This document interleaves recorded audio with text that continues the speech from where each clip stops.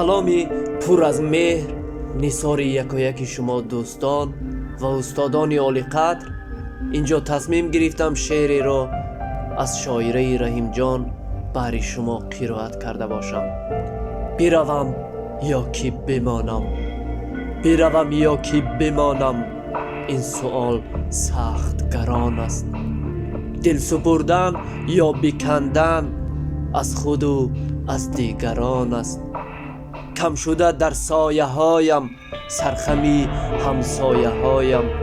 کاش از نو می رسیدم مادرم کو دایه هایم. از پدر دامن بگیرم از چی گندم را فرو برد.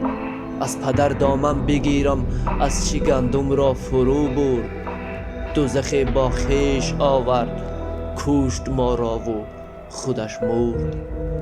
من از اینجا می روم ها، شعر می باید زینو گفت.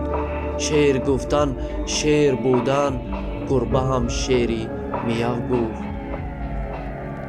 من دیگر پروانه ای که در شکاری عنکبوتم، تارها را میکنم تا در نیایم در سکوتم. تارها را میکنم تا در نیایم در سکوتم.